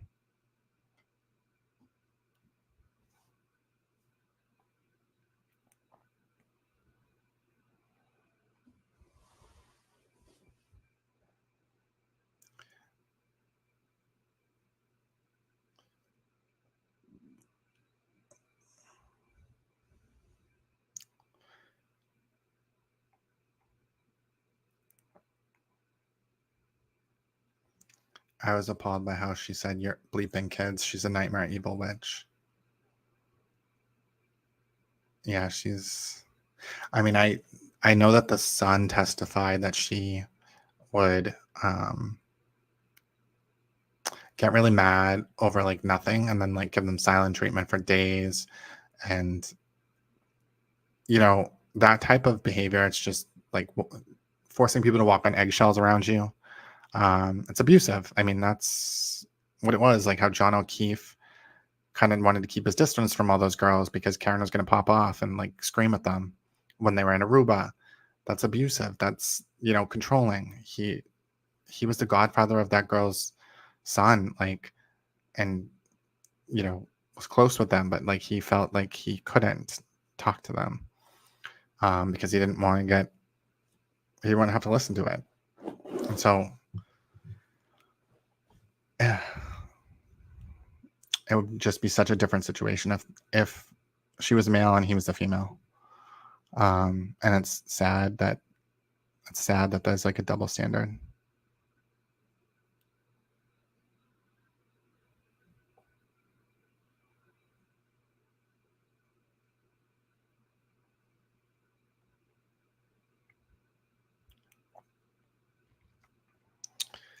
"5:36 p.m. Karen Reed's car arrives at Canton Police Department. 5:42.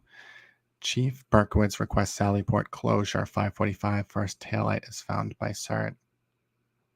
So it's pretty much at the same time. So, but we know the SERT team is all over there. So, I mean, and they found them under the snow. I mean, people are still saying, I talked to someone, and they're like, but that one taillight was on top of the snow. I'm like, none of them were on top of the freaking snow, because they have that picture of that one that they dug up and that was like on top of a snow pile because they were digging through the snow and it was on a shovel. It wasn't just on the top of the snow, but like Turtle Boy and that whole group was saying that forever. Like, oh, it just floated to the top of the snow. It's like, these people, I don't know. Lori and Chad Daybell were about 3 days each. Damn.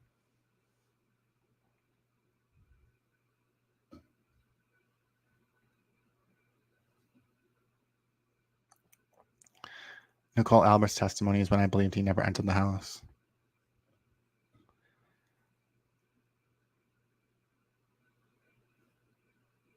Yeah, I never believed he went in the house. It's like since the beginning. I'm trying to think if I needed confirmation. I mean, I just feel like, like there just would have been something. Babysitter with liabilities. That is very true. I don't make 53 calls a month, and neither do I. I probably have 53 missed calls a month. I think that's the thing too. They were misreading a lot of those call reports, Rick Green, on purpose. When they looked at Karen's data, it was showing like she called John. I think on his side it was showing 3 calls, but on her side it was showing 1 because the reports show different like bits of data. And I think on his side it was showing missed, and on her side it was showing answered because she left a voicemail. So I mean, a lot of those reports were purposely misread to like implicate Jen McCabe. I mean, I hope she sues the fuck out of those people. I mean, it's going to be hard. It would be hard to prove if they knew what they were doing. But I feel like they knew. They knew. Because if you're looking at apples to apples, if you're looking at multiple reports that are shown the same way and you're filtering it down to only show the stuff you want to see, I mean, you're scamming.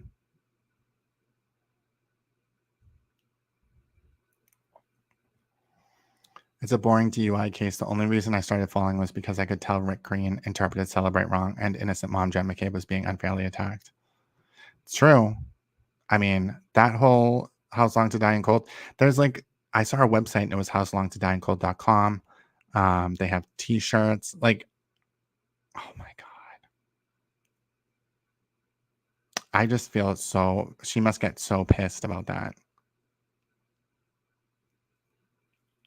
It's just so unbelievable.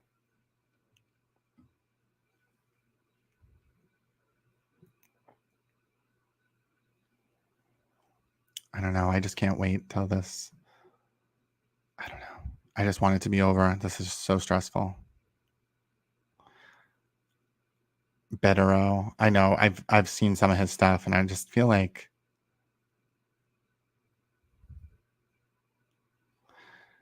Karen didn't check the house before she began calling around saying he was missing. That was a huge red flag for me. I agree. I didn't think of it, and someone brought it up on a comment one time, and I was like, that's true. Like, what does she mean? Like, when Carrie Roberts showed up, she's like, well, did you check the house? And Karen's like, no. Like, she didn't check the house because she knew that he wasn't at the house. Like, she didn't wake up.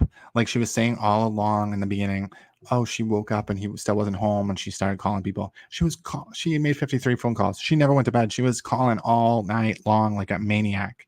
And it wasn't until 4:40 that she got through to her parents, and then she started waking everybody up because she knew she knew that so much time had passed that there was something really wrong. And I mean, she's just gotten caught in so many lies. Like the Canton Library footage was fake. They were saying there was 1 inch of snow on the ground. You could clearly see him. We all could see that you couldn't see him.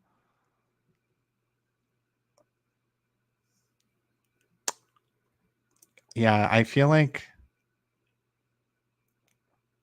I mean, for me, I think it's very clear that she's psycho.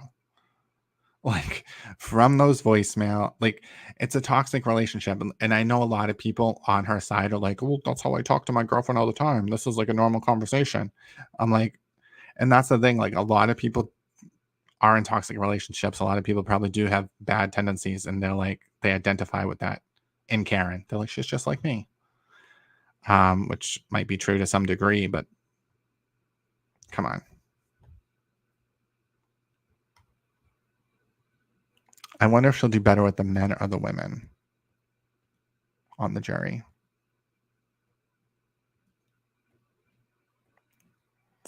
I would say, I mean, just from her supporters, I think there are men that support her, but I just feel like it's definitely more women.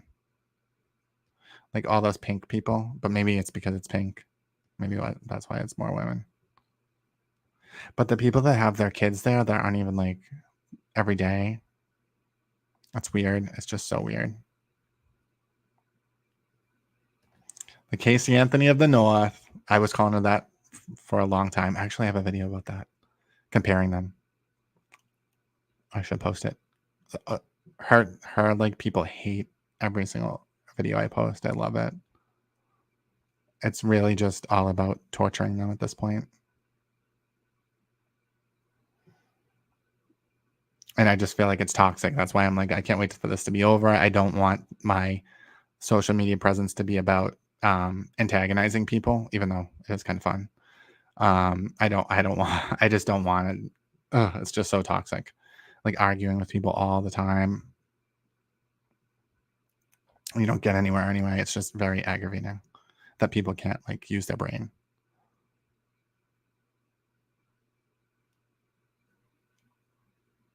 The merchandising of a murder makes my blood boil. Yeah.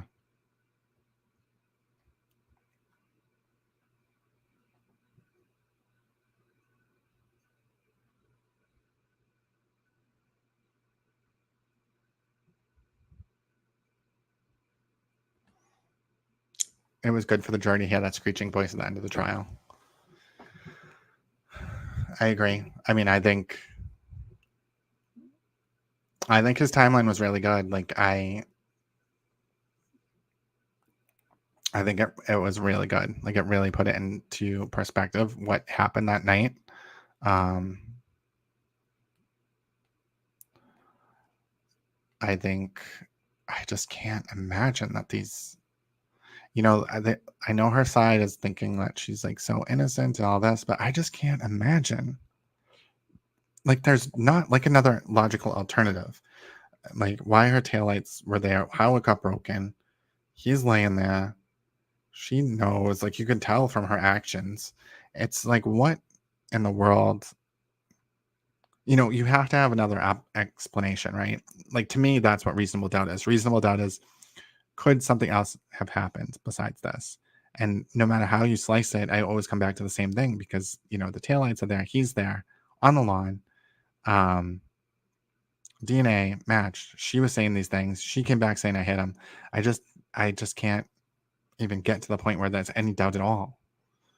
And that's why I just don't understand like what these people are thinking, or do people not stack when they think about these kind of cases?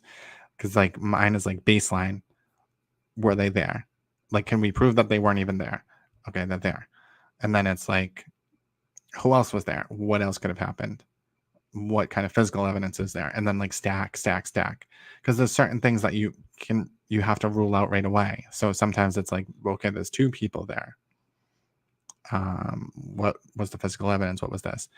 I don't know. I just feel like these people are just, they want the conspiracy, and that's all. They're just going to talk about butt dials. They're going to talk about Colin's knuckles. They're going to talk about all this other bullshit besides the evidence. And it's like, this is the easiest case. I mean, there really is a lot of evidence. And like anytime that anyone's like, I haven't seen any solid evidence that she hit him. Like, what? I don't know. But I'm gonna end this live, and hopefully maybe we'll get a verdict tomorrow. And let's see if I have any on here. Thank you for that. Thank you, Willow Wren and WD40. I'm new here. Love your style of reviewing the case. Thanks. I mean, I just want to stack it in order and put it together. All right. Have a good night. Hopefully everyone gets some sleep, and maybe we'll get some news tomorrow. Have a good night.